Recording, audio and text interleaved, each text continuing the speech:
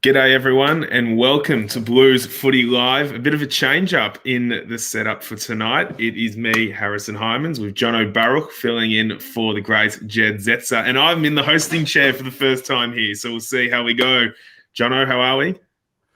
I'm good, mate. It's a bit of a change up to see you in that chair, but no, I'm excited to be here. Got the late call up, taking the medical sub t-shirt off, and I'm here to chat about the Blues. And to be honest, I've been so busy on Olympic duty, I haven't actually thought about them a lot this week, which has been kind of good considering the week that we've had. But it's nice I'll be here and chat with you and talk about the Blues for the next 25 minutes or so. Oh, I was actually going to say having you as the very late change is probably reminiscent of where the club's at, because we seem to do that once a week these days. We've made 4 changes tonight, but I'm sure a 5th one will pop up tomorrow afternoon. There's always choke on your Friday lunch. Yeah, it's been unfortunate. The late injuries either picked up late in the week and not reported in the Tuesday injury report, although I think the message has gone through this week and we got a 2.5-minute injury report from the club on a Monday for a change. But as we've been known in the last few weeks, there have been some late changes. So fingers crossed there aren't any this week, because there are some very good inclusions into that team. Easy, and as Damien has said, there are finally some good changes, and it's 4 names that I guess people have been very excited to have back in the Carlton lineup. So Harry Mackay comes back in firstly, which we felt, the loss of his presence last week, it was an absolute disaster going forward. Charlie Curnow's back for the first time in over 2 years, which is going to be very exciting, and we'll touch on him in a second. And I guess the other 2, we've been wanting to, Josh Honey, I think, everyone's been wanting to hear a lot about Honey. He debuted over in Perth last year, was medical sub against Hawthorn. We'll get another look at him a year on. And Lockie O'Brien's back in for the first time since round 1, which almost seems like a bit of a last chance saloon. Can he perform like Matt Kennedy or something like that? And out. So Murphy doesn't come into the 22. He was the sub last week. We know Williams and Betts are injured. Petreski seated and Cottrell dropped. I'm not smiling. I'm just telling the news. Jono, what are your thoughts on those changes, first and foremost?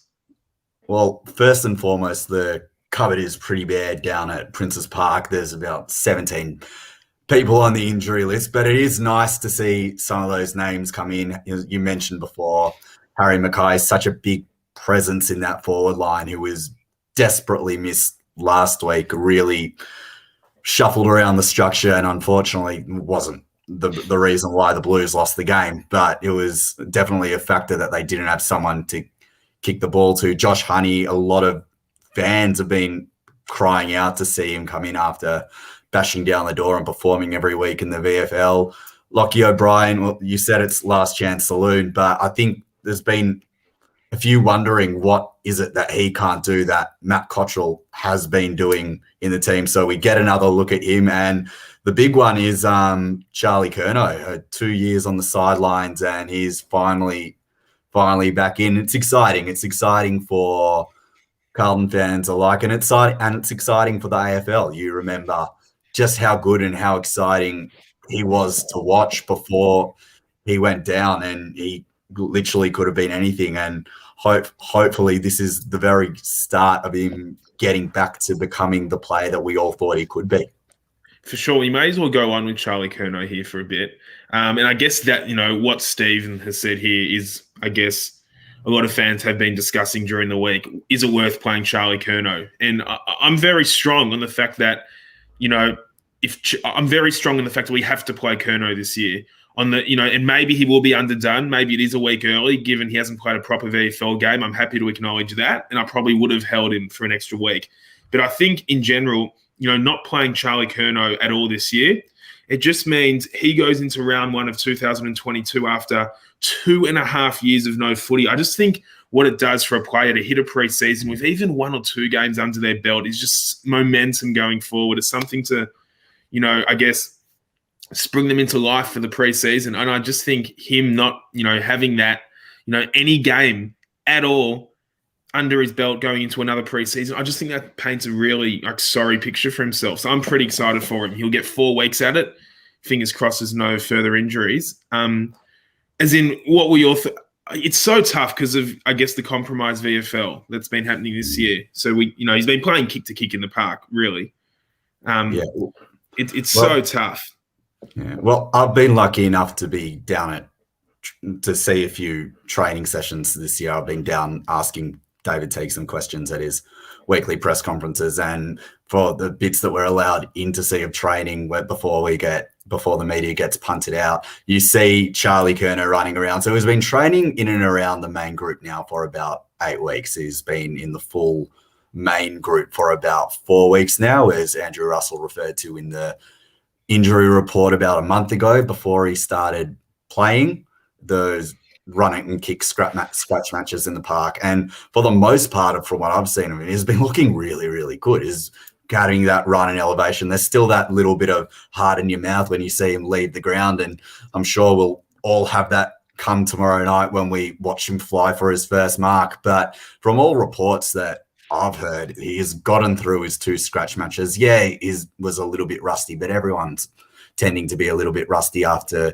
2 years out of the game. But that will only come. And as you said, for his own mental well-being, I think it's important that he does get back to be able to tick off the box and say, right, I'm able to get back and play this game that I love, have 2, 3, 4 weeks at it. He might not play every game for the rest of the season, but at least he can tick that box to say that he has been able to get back, hit the 2021 preseason running and 2022 preseason running and set himself up for a big year and to really reignite his career.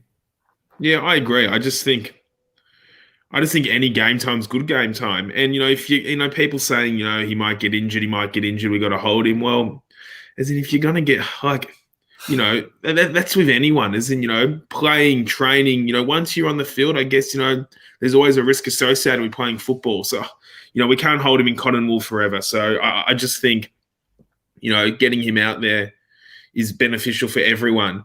And I guess, we had no key forwards last week, I guess. So Mackay, Curnow, Twin Towers and Honey. So you've probably watched more of Josh Honey than me, I presume, given you probably get around the reserves more than me, because there's too many people that give me anxiety in that team. Josh Honey, expectations for tomorrow night. As in, what can we, I guess, expect to see? He said he'll probably play that third tall, I'm assuming.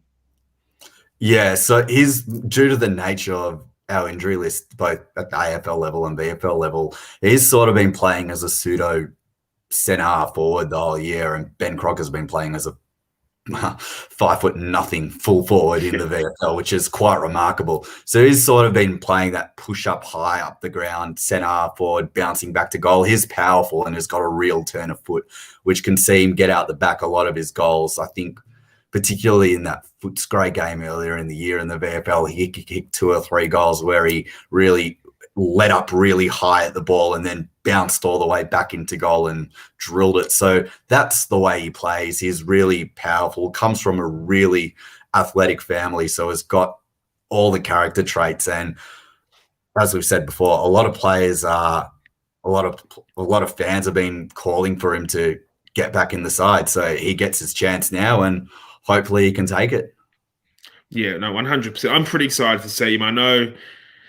I'm sure Jed would have loved to be here to speak about Josh Honey, because Jed's got some weird crush on him. But, I'm excited. I just think, now there's going to be some sense of direction going forward.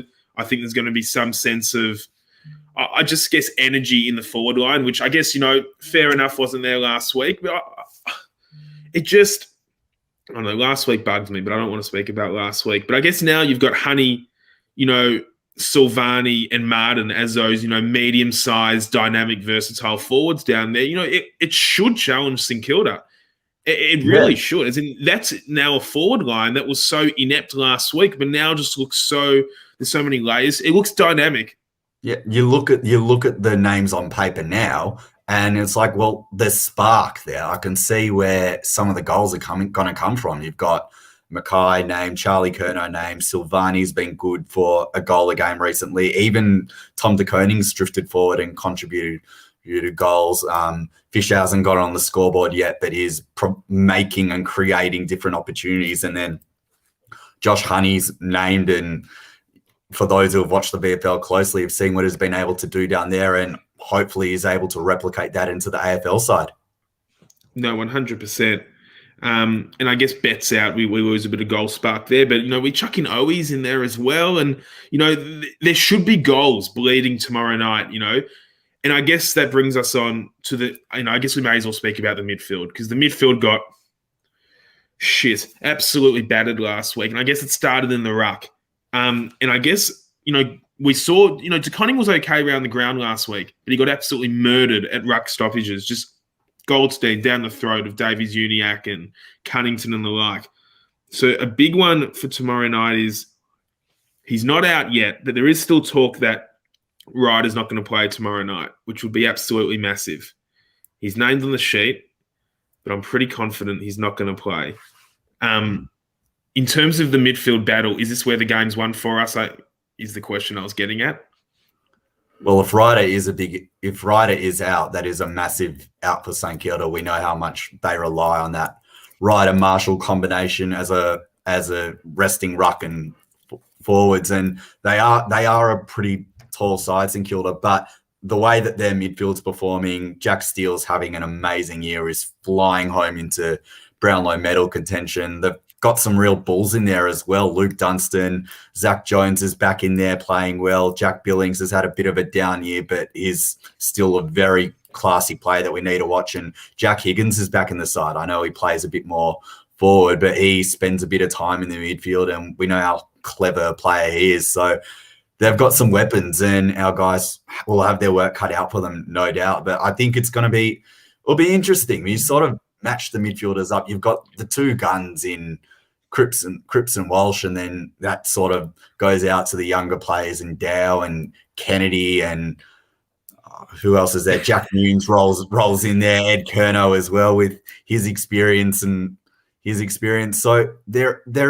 kind of pound for pound there, and St Kilda has Brad Crouch in there as well, is having a terrific season. So it's going to be really interesting. I'm curious to see who gets the job on Steele and whether or not it is. So Chris has touched on it here. Can you see that being a job for Stocker, or we reckon Stocker's still going to play deep in defence? I think Stocker's going to still be in defence. I think he'll be higher up the ground. He might even get a Higgins who plays that little bit higher. We've seen Stocker being that rebound kickoff half-back recently with his penetrating left foot. Sounds beautiful when it hits his foot. So I can see that potentially being a role for him. I think Ed goes to Steele, but we've seen in recent years that Steele's gone to Cripps often, and he has tried to nullify Cripps's game as well, which I think probably will happen. No, I agree with that. I think Stocker and Newman are going to get the Higgins Butler roles. Who goes to who? They'll probably rotate a bit through each other. But I think that's where Stocker will land up. But, I don't mind Cripps going head-to-head with Steele. Because as great as Steele is, and I want to get your thoughts on Steele for the Brownlow, because just quickly, do you think Steele is a Brownlow contender? I don't think he'll win it, but he's flying home to a top 3 finish. I haven't been keeping the votes, but one of my colleagues, Jasper Chalapa at the Inner Sanctum, has been doing his Brownlow medal every single week, and he's got a very interesting top 5 at the moment, and he's got Steele absolutely pounding home. So watch out for him. He's been doing well, and my fantasy team's really enjoyed Jack Steele over the last 5 or 6 weeks as well. I do my own Brownlow tracker as well, and all I'll say is there was a big $70 bet placed on Jack Steele this week. So we want a Carlton win and Jack Steele 3 votes. But in terms of, I guess, that whole midfield dynamic, it could even be Kennedy, battering himself against Steele, which I wouldn't mind either, because I think, we saw Kennedy have to play a bit more forward last week and struggled, but it's hard to criticise Kennedy because when he's played the role he's been brought in to do, he's been really, really good. I just think freeing up, it's all about blocking for Walsh at stoppages, because Ross and Steele and even Crouch, they're still somewhat negative midfielders. So they're going to, they're going to be all about subduing Walsh, subduing Cripps, which they've done pretty well in the past. They absolutely slaughtered. And remember, they slaughtered Doherty last year with Geary in that position. So, Saad might get this, similar treatment off the halfback flank, given there's no Williams coverage. I just think St Kilda are a very much a negative base negating team in that sense.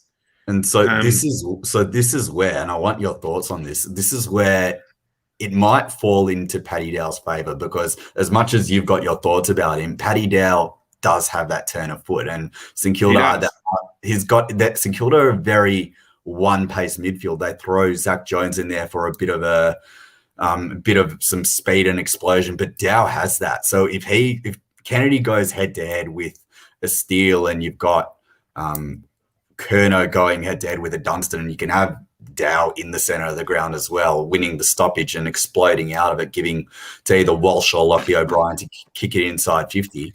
I think that could potentially be a winner for David Teague and the coaching staff if they think about it. No, I'll definitely agree with you on Dow's break of speed and his evasiveness out of packs. It's been surprisingly evidenced over the last 4 or 5 weeks. But Dow definitely has lifted. I'll give him that. And then we go to the Carlton backline, which was an absolute pigsty last week. Well, the team defence really was a pigsty. Max King, 6 goals, 8 contested marks, I think it was, over in Perth last week. Wiedering was smashed by Nick Larkey for the first 3 quarters, and then he was moved to full forward. Do we presume Wiedering's going to get another crack at a young key forward in King this time? I think he will. Best defender goes to best forward. The thing with St Kilda is Tim Membry always seems to have a day out whenever he plays Carlton. So I think he's definitely one that they'll need to watch. I think Plowman will get the job on Tim Membry, though, which I don't think will sit well with you and too many other people, because I think the way it will work is Wiedering will get Max King, Jones will get the resting ruck, and Plowman will have to play tall on Membry, which I don't think will really bode well for Lockie Plowman. No, but it won't. Interesting. It won't, given Membry's got a really good record against Carlton. But that is what's probably going to happen. Jones resting ruckman, Wiedering to King. I just feel like last week was a clear example of, when you give a team direct access through the middle of the ground and it comes in so quickly, your key defenders are going to get exposed. And our key defenders have just been so reliable for so long. And, you never see Wiedering lower his colours like last week as well.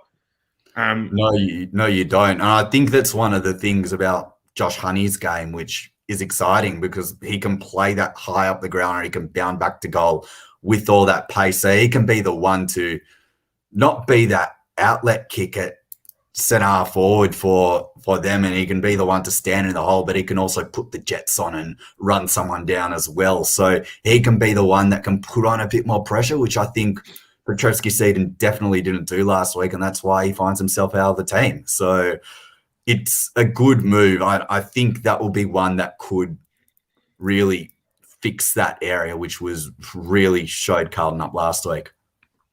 Yep. No, I 100% agree. The team just looks a bit more versatile this week. It's just got a bit more life this week. I'm not sure why. It's just the team changes could come back to haunt us. Curnow might be the most underdone thing we've ever seen. O'Brien might, I want to list himself on Friday night. I want to ask you about Lockie O'Brien. He's back. Haven't seen him since round 1. I got a message before saying, of course, O'Brien comes in when the season's nearly done for the Blues. What do you think? Is this it for him, just a last throw at the stumps, or is this a real chance for him to really make something of it? Yeah, and let us know your thoughts in the comments as well, what you think the go is for Lockie O'Brien beyond 2021. But for me, I think Lockie O'Brien, I think he's done. I think it would have to be, this turnaround in the last month would have to be that significant. It's not even funny. So the fact that he hasn't played since round 1 and there's been people so skeptical that have been playing in his position just makes me worried for him. So I'm excited. I'm not going to say I'm excited to see him. I'm more curious to see him. It'll be interesting. to see O'Brien because, a lot of time has passed since round one. And round one, it's like he positioned him. He just struggled to get involved. And we know he made that catastrophic error across halfback in the last quarter. But, I can't see him going on beyond this year. And I guess Chris says can we get some trade value? I think that's in regards to O'Brien. If it's in regards to O'Brien, I'm not sure. It'll be an interesting last month for him. But, yeah, as Peter said here, he is playing for his future. There's no doubt about that with O'Brien. We'll get into team selections, to team predictions. Match predictions. Your thoughts on the match? It could go either way, but I'm not confident. I don't know who'll win. I think St Kilda are better drilled than Carlton at the moment, and that's why I think they get the job done. I think as good as Carlton's ins are and the team does look better, it does look a bit more dynamic, you can clearly see as much as St Kilda have dropped the last couple of games, they're playing with a hunger and desire, and their injury list has been as bad as anyone's across the competitions as well. So they get a few players back. They've got a few quality players back this week in Marshall and Clark and Higgins and Highmore. So they're starting to come together, and it's a must-win game for both clubs because it's 12th versus 13th on the ladder Friday night lights. The winner moves within half a game of the top 8, remarkably. So, yeah, I know it's a bit scary. Yeah, so it'll be interesting. I'm curious to see what happens. Yeah, look, I'm definitely not going to be tipping us. I'd be pretty surprised. I just think, I don't think we play great footy at Marvel. We haven't been great. As in last week was just an absolute shit show. I can't put it any other way. I'd be surprised. I think St Kilda are about a 3 or 4 goal better team than us. And they've actually been okay. I know they haven't been winning the last fortnight, but they've been playing okay, St Kilda. They've been in it very late against West Coast and Port Adelaide. I'd be surprised if we won. I'm not tipping us, but you never know. There's an element of unpredictability about Carlton tomorrow night, which I guess is exciting. Well, I believe the last couple of times you haven't tipped the Blues on this show, they've gone on to win. So I know that is an omen. But it's really weird. I get really confident. I get more confident when we play better sides than when we play the weaker sides. I think that's me preparing for the worst mentally. Football does strange things to all of us, and that's one of the beautiful things about the power sport, and it gives us moments that we can all unite and enjoy. Like tomorrow night, we will. The result will matter, but I think for all Carlton supporters, they've just been waiting for the return of Charlie Curnow, and they're going to get that. It's been a long journey for him and a long journey for a lot of the fans to see him back, and I think above anything else, everyone just wants him to get through. Everyone wants him to hopefully go well, and everyone just really wants him to get through. Yeah, just seeing him, get away unscathed would be a massive win. I think we'll leave it on this note from Matthew. Harry will kick 4, Charlie 3. Cripps will tear it up in the Blues by 3 goals because that would be a marvellous night. Jono, enjoy your Friday night tomorrow night. Thank you. You too, Harrison. It's been great to join you. Thanks for filling in, and I'm sure Jed will be back next week. Blue Baggers, thanks for tuning in once again to Blues Footy Live. Hopefully we can rebound after last week's disaster with a win against St Kilda. We'll see what happens. We're back on the Friday night stage. We'll see you all again next week.